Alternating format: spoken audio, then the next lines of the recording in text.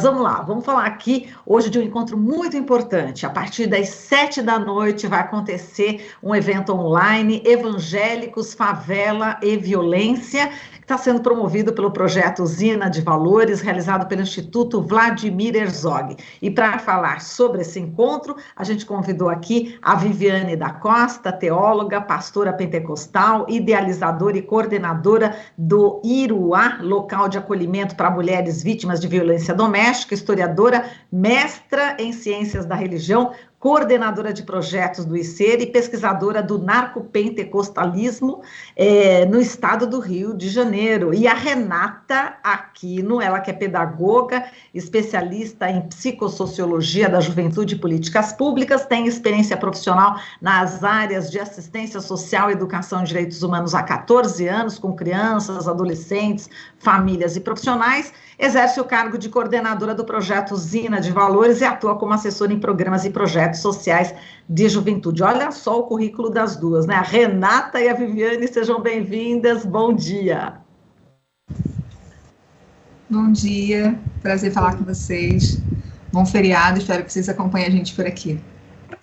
Bom dia, Marilo, prazer enorme estar aqui de novo, te ver e conversar com você. Muito bem, bom, olha, eu acho que antes da gente falar desse encontro, que realmente vai ser muito importante, eu preciso repercutir com vocês o que está acontecendo na política, né, brasileira, que envolve aí pastores evangélicos, né?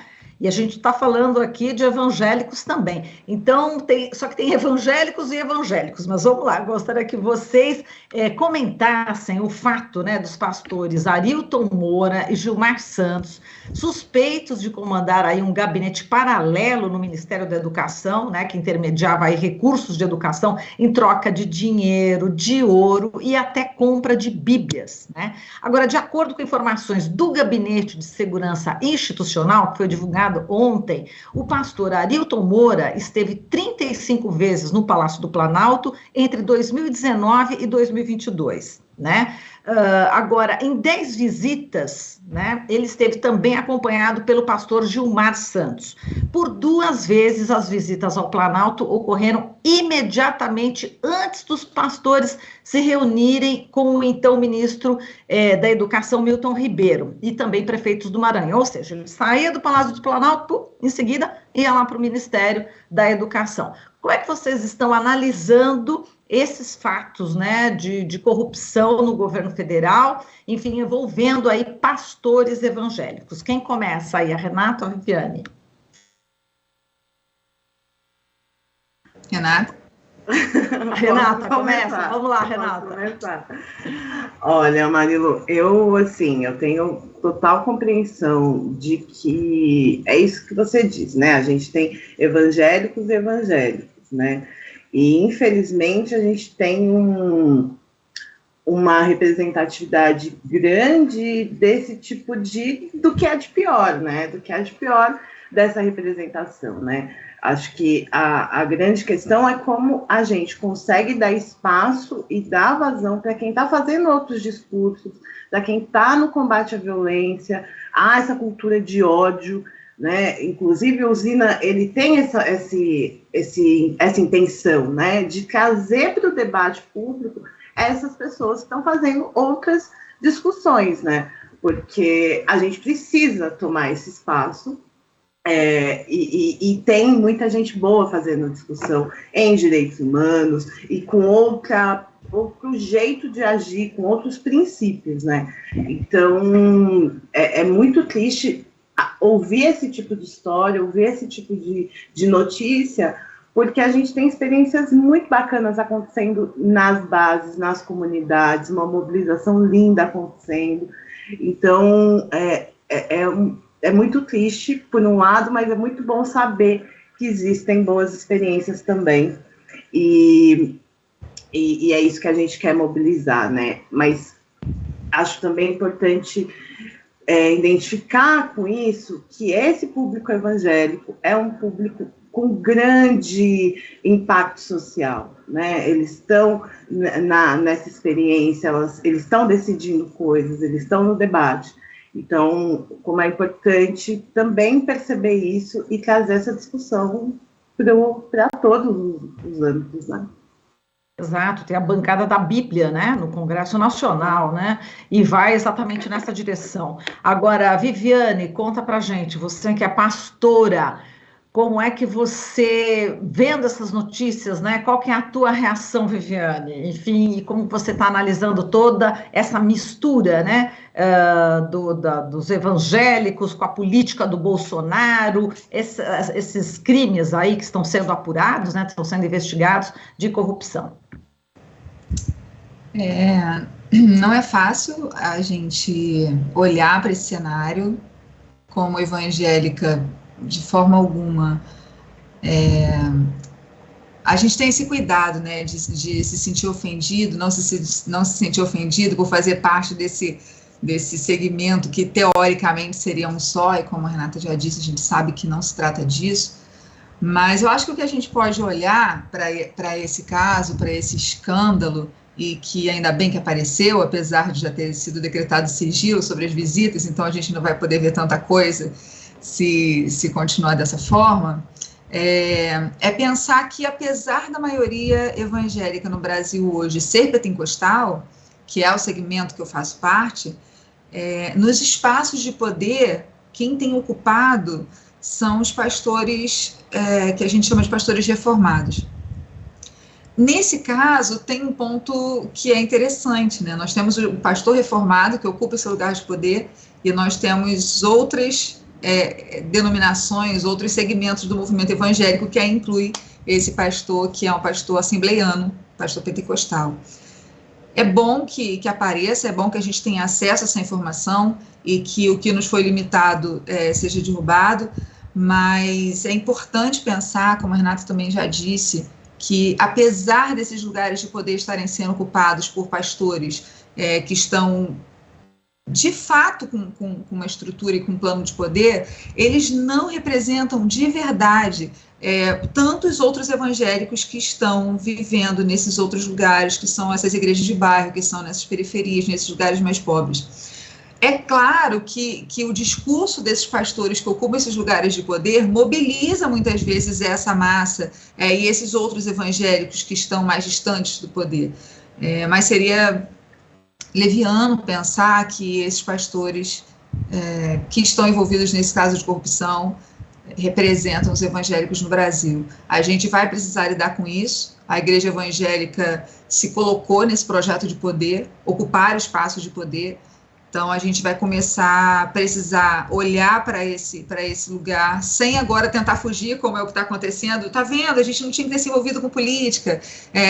A igreja, o Estado, ou política e igreja não pode estar em parceria, mas até pouco tempo podia. Então, a gente vai precisar olhar para isso com verdade, com honestidade e saber separar as coisas para não atropelar o caminho. É importante que apareça, é importante que a gente identifique os atores que estão participando desses movimentos, é importante que essa agenda seja revelada e a gente possa ter acesso a ela, e também manter o olhar para outros evangélicos que estão praticando outras dinâmicas em outros lugares sociais. Que é o caso de vocês, né, que estão participando desse evento online que vai começar às 19h, Evangélicos, Favela e Violência, e eu já passo para a Renata para ela falar da dinâmica, como é que vai se dar, e quem que vai participar. Estou vendo aqui outros nomes, participantes, pessoal que vai fazer mediação, gente que já esteve aqui também do Jornal Brasil Atual. Conta para a gente, Renata, os participantes desse evento, como é que vai ser e como que as pessoas poderão participar. Esse evento ele vai acontecer no Zoom, né, um evento aberto, então para participar desse evento é necessário fazer as inscrições. Elas estão disponíveis, né, nas mídias sociais do Instituto, por lá você consegue acessar a inscrição. Elas vão acontecer até o momento do evento, que é hoje às 7h. A gente vai ter a mediação da Pâmela, que é uma educadora do curso de formação de lideranças evangélicas no Rio, e a participação da nossa queridíssima Viviane Costa e do professor Felipe. A ideia é que esse encontro ele possa, né, mobilizar uma discussão específica sobre essa temática de violência, favela e os evangélicos, pensando nessa temática com um olhar para as experiências acadêmicas, o que está se discutindo na universidade, mas também fazer um diálogo com as experiências de quem está nessas comunidades, né? Então, que a partir desse diálogo a gente possa, então, construir aí um debate e experiências lindas que elas possam repercutir, né, nos territórios. Então, é importante já essa dica, quem quiser já entra aí no Instituto Vladimir Herzog, no site, nas redes sociais do Instituto Vladimir Herzog, para se inscrever, para participar desse encontro que vai ser pelo Zoom, como disse a Renata.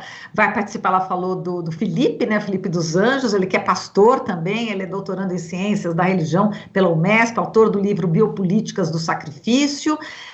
E agora, Viviane, vamos falar aqui sobre a importância, né, de se debater o evangelho, as favelas, a violência, nesse atual contexto político-social, né? Volto a dizer, né, nesse guarda-chuva do governo Bolsonaro, onde o ódio está presente, né? Qual que é a importância de se debater tudo isso hoje aqui no Brasil? É tão aparentemente contraditório, né, ouvir você falar um governo Bolsonaro em que a igreja se considera no poder ser esse governo onde o ódio está tão presente. Pensar o contexto político-social no Brasil sem olhar para o campo religioso como uma peça indispensável é continuar desconsiderando grande parte da população e desse cotidiano que é constituído também pela religiosidade.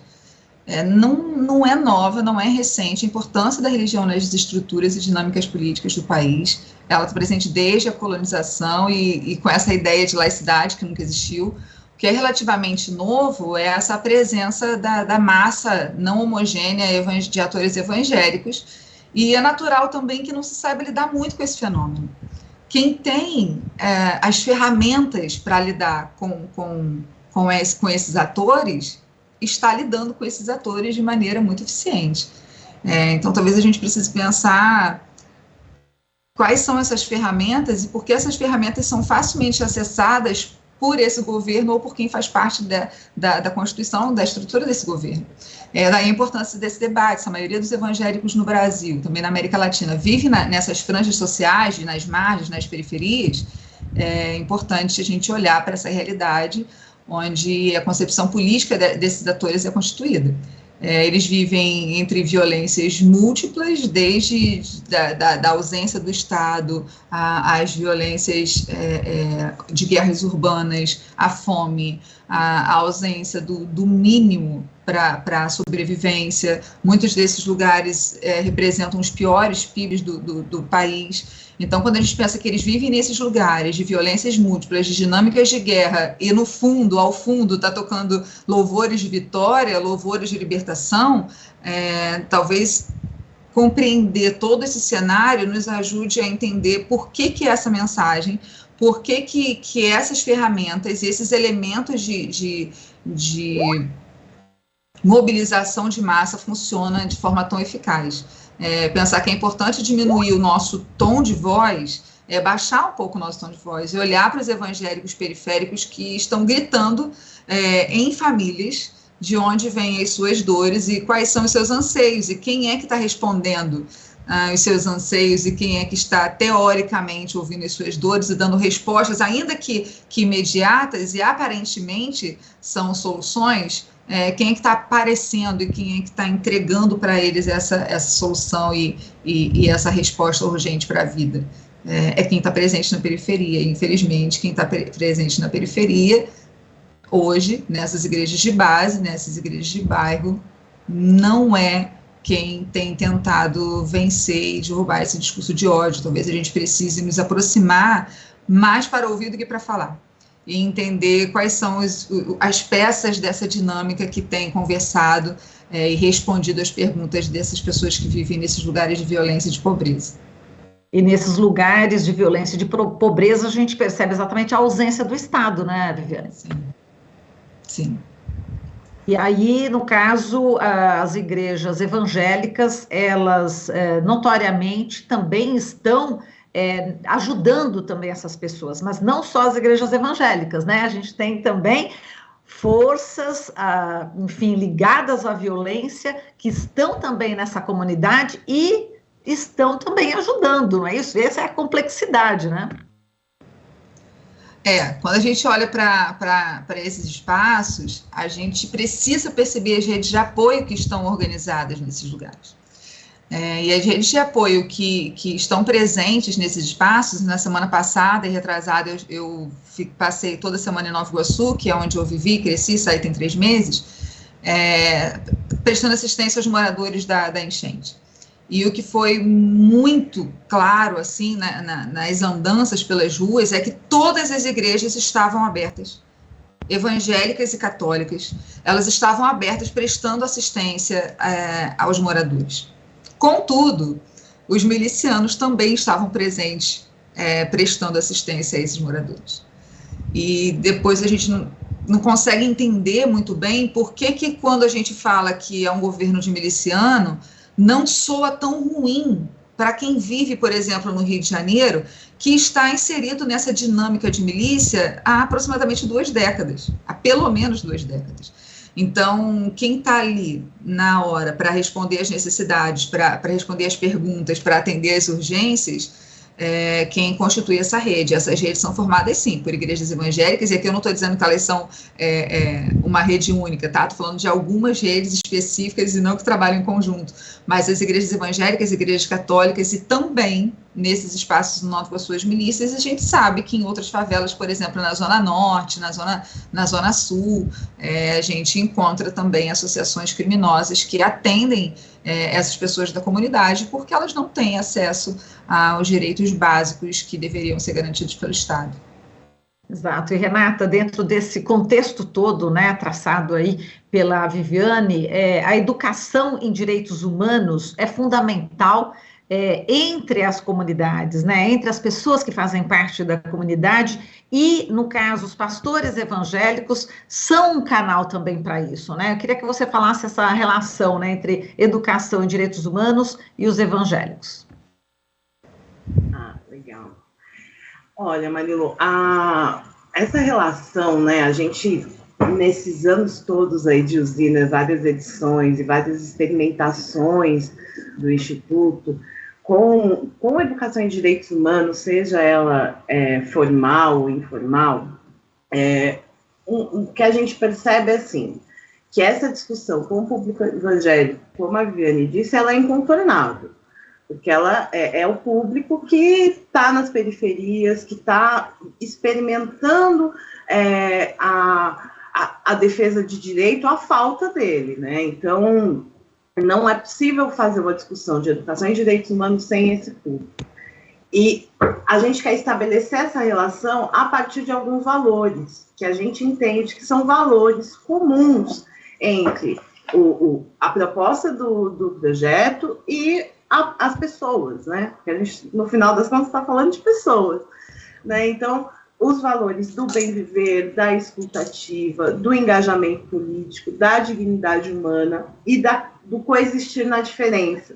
Eu acho que aqui tem 2 valores importantes, né, para a gente, com esse público, em especial, o coexistir na diferença, então, poder fazer esse diálogo a partir das experiências cotidianas, mas também algo que a Viviane diz, que eu acho que é fundamental e é um princípio da gente, que é a escutativa. A gente não tem como estabelecer diálogo, garantir direitos, se a gente não escutar as pessoas, escutar o que, de fato, as aflige e as empodera, né?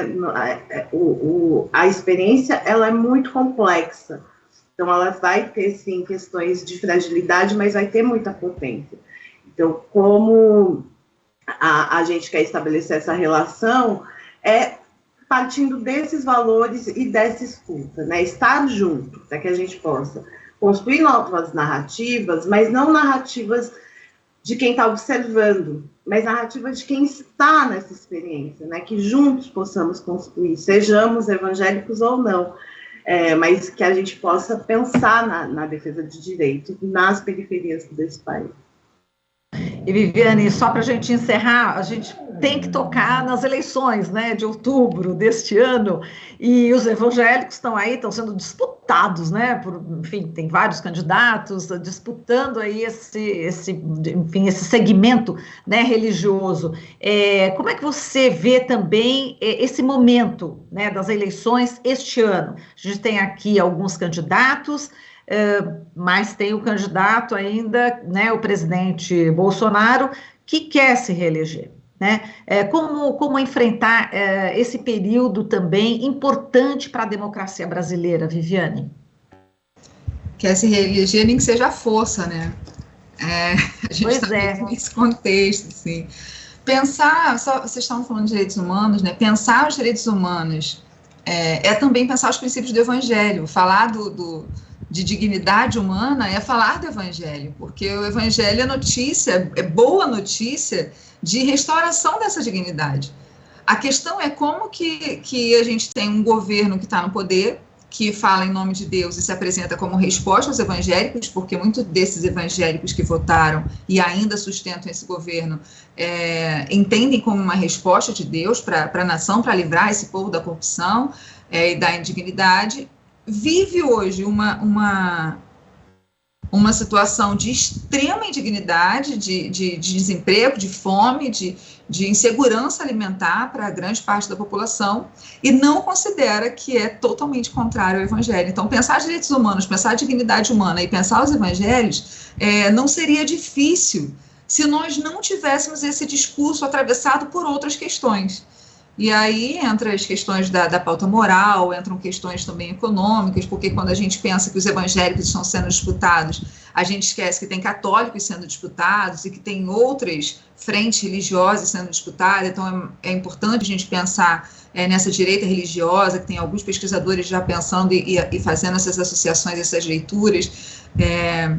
Então, talvez a gente precise encontrar um caminho, e acredito que já esteja um pouco tarde para essas eleições, espero que não, posso estar sendo pessimista, mas a gente encontrar um caminho que faça com que a gente consiga dialogar com a realidade dessas pessoas, com essa escutativa, como a Renata falou, só que mais do que isso, pensar quais são os anseios e quais são as necessidades, as perguntas que essas pessoas têm para que o governo consiga dar conta, não como um Messias que pretende responder esses problemas, sendo, na verdade, um anticristo, né, mas como alguém que responde às necessidades do povo reais, assim, as necessidades do cotidiano. Infelizmente, eu não sei se a gente tem tempo para isso ainda nessas eleições, eu espero que sim. A gente está aqui num tempo de esperança, trabalhando nas micropolíticas, esperando que aconteça um milagre nessa macropolítica no cenário brasileiro. Tá certo. Bom, olha que importante, né, essa discussão, né, que a Viviane e a Renata estão trazendo aqui. Se você está participando, está gostando aqui desse tema, vai ter um aprofundamento muito maior, às 19h, vai ter um evento online, Evangélicos, Favela e Violência, um evento promovido pelo projeto Usina de Valores, realizado pelo Instituto Vladimir Herzog. É só entrar lá no site do Instituto Vladimir Herzog para você fazer a inscrição, para você participar desse Zoom. Eu agradeço aqui a Viviane da Costa, teóloga, pastora pentecostal, e muito prazer, Viviane, compareça sempre aqui no nosso jornal. E a Renata Aquino, que já é, né, da casa, né, pedagoga, ela que está na coordenação do projeto Usina de Valores do Instituto Vladimir Herzog. Muito obrigada, Viviane. E obrigada, Renata. Um abraço para vocês. Obrigada. Até a próxima. Tchau, tchau. Beijo. Tchau. Até mais. Você está ouvindo Jornal Brasil Atual. As notícias que os outros não dão.